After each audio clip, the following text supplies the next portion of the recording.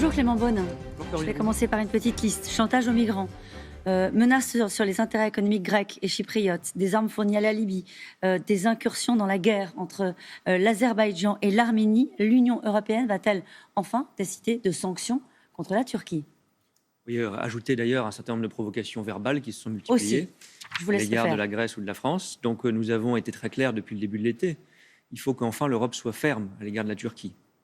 Je vais revenir sur la question de possibles sanctions, mais ça ne doit pas être le seul outil, de toute façon, de notre action à l'égard de la Turquie. Ça veut dire quoi, une Europe ferme face à la Turquie? Par exemple, vous le voyez cet été, quand il y a eu de nouvelles provocations dans les eaux de Chypre ou de la Grèce, la France a organisé une présence militaire en Méditerranée orientale. La France, pas l'Europe. Non, la France, effectivement, avec des partenaires européens, la Grèce, Chypre, l'Italie. Nous l'avons fait pour des questions d'urgence et parce que nous tenons cette ligne ferme. Je crois que nous avons d'ailleurs entraîné l'Europe vers une plus grande fermeté à l'égard de la Turquie.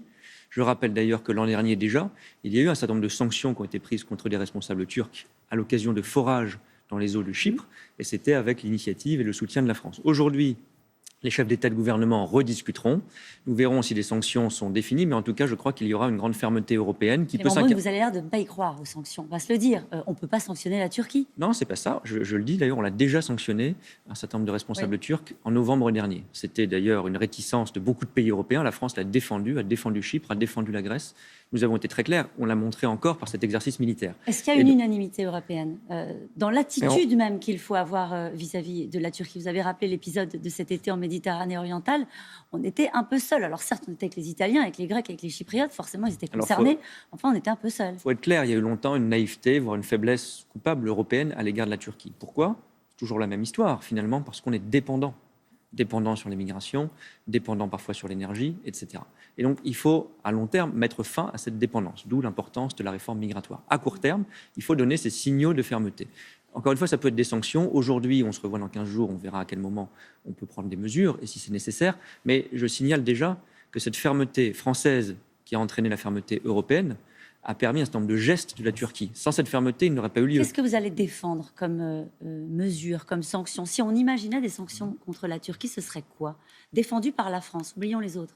Alors, ça peut être défendu par la France ou par la Grèce et Chypre, parce que fondamentalement, c'est ces deux pays-là que l'on défend, et la France est solidaire de la Grèce et de Chypre. Je ne préjuge pas de la discussion de cet après-midi et de ce soir, qui sera compliquée. Mais, par exemple, ça peut être, on l'a déjà fait dans le passé, des sanctions contre des responsables, des sociétés qui forent des hydrocarbures dans les eaux de Chypre. C'est ce type de mesure, par exemple. Il ne faut pas qu'on résume notre politique à une seule mesure magique. C'est une posture de fermeté concrète, crédible. D'où l'exercice militaire, d'où nos discussions avec la Turquie. Est-ce que vous iriez jusqu'à dire, Clément Beaune, qu'il est temps d'arrêter la Turquie dans ses manœuvres, notamment en Méditerranée orientale? Est-ce qu'il est temps d'arrêter la Turquie? Mais bien sûr, il est temps de... On ne faisait plus du tout cela jusqu'à ces dernières semaines, c'est-à-dire une présence militaire. On s'interdisait d'avoir une présence militaire dans les eaux de Méditerranée orientale, comme si on n'avait pas à défendre la souveraineté européenne, la souveraineté de Chypre et de la Grèce. C'est la France qui a été à l'initiative de cela.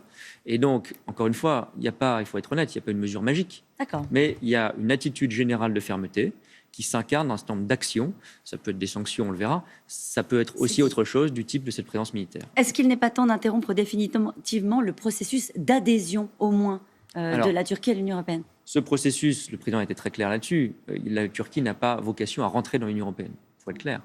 Ce processus, aujourd'hui, il est fictif. Il existe encore. Il existe encore sur le plan formel. La question, c'est est-ce que, en ce moment, si je puis dire, vous arrêtez cette espèce de fiction de manière plus solennelle, en quelque sorte. Moi, je pense, pour être très honnête, que ce serait un formidable cadeau aux nationalistes turcs. Pourquoi? Parce qu'ils diraient, vous voyez, les Européens, en fait, ils ne veulent pas discuter avec vous, ils sont hypocrites, etc. Donc je pense, paradoxalement, que le bon moment pour remettre les choses à plat, et donc avoir un dialogue sur le partenariat qu'on doit avoir avec la Turquie. Parce que c'est ça qu'on souhaite quand même. Ça ressemble à un paradoxe vu d'ici. Oui, je le dis, je pense. Je l'ai dit, je l'ai même écrit. Moi-même, dans un article récemment, le président de la République l'a dit à son niveau lui-même en janvier 2018, la Turquie n'a pas vocation à rentrer dans l'Union européenne. Donc on est clair. La question aujourd'hui, c'est est-ce qu'on appuie sur le bouton du symbole ou est-ce que ce n'est pas le moment? Moi, je pense que ça n'est pas le moment. En Azerbaïdjan, on en a parlé dans le journal, le conflit fait rage pour le contrôle du Haut-Karabakh, le ton monte entre l'Azerbaïdjan et l'Arménie. Est-ce que là, il y a un chasseur turc qui aurait abattu un F-16 arménien? Est-ce que vous considérez que sur ce dossier-là, une fois encore, la Turquie souffle sur les braises et fait même un peu plus que ça? Alors, les faits ne sont pas encore clairs, donc il faut être tout à fait prudent. Mais il est clair que dans la région, il y a une stratégie turque que vous avez décrite, qui est globale et qui est extrêmement préoccupante parce qu'à chaque fois, c'est un test pour l'Union européenne ou des partenaires de l'Union européenne. Et la question est de savoir à chaque fois si nous répondons par la bonne mesure. La France a brisé ce consensus de faiblesse européenne cet été. Et je crois que maintenant nous en sommes là grâce à l'attitude très ferme que nous avons eue. Le président a rencontré l'opposante biélorusse Svetlana Tsikhanovskaya. C'est un geste politique fort. Ça veut dire que les manifestants peuvent compter sur la France et sur l'Europe. Et jusqu'où ? Avec cette idée que certains pays comme Chypre conditionnent une sanction de la Biélorussie à ce qu'on fera vis-à-vis de la Turquie. Oui, d'où l'important d'être ferme dans les deux cas. Ouais. Puisque c'est la raison pour laquelle Chypre aujourd'hui bloque les sanctions contre la Biélorussie. Ce n'est pas parce que Chypre est contre les sanctions contre la Biélorussie, c'est parce qu'ils ont une angoisse de ce qu'on va faire sur la Turquie, d'où l'importance de la fermeté. Sur le fond de ce dossier biélorusse, on fait trois choses. D'abord, la priorité absolue depuis le premier jour, c'est un soutien à l'opposition, au peuple biélorusse. C'est symbolique, mais c'est très important.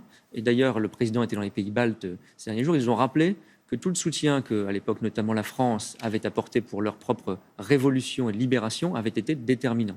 Donc on l'a fait, c'est un geste politique très fort. Emmanuel Macron est le premier chef d'État étranger à avoir vu Madame Tikhanovskaya. Sanctions également, parce que soutien à l'opposition, sanctions contre les responsables du régime, c'est ce dont on discute. L'Europe les a décidés dès la fin du mois d'août. Maintenant, il faut les mettre en place parce que ça a trop traîné. Objectivement, on n'est pas efficace quand on prend autant de semaines pour le faire. Donc, allons-y. Et puis, une médiation. Avec les Russes. Ce que nous propose, c'est l'OSCE, qui est une organisation européenne de sécurité, qui a l'immense avantage d'avoir aussi la Russie autour de la table. Et il faut être clair, le dialogue difficile, ferme avec la Russie est nécessaire dans cette crise parce qu'il n'y aura pas de solution sans une discussion entre Union européenne et Russie. C'est pour ça que le président de la République s'est à nouveau entretenu avec Vladimir Poutine hier. Rien ne peut se faire sans Vladimir Poutine en Biélorussie.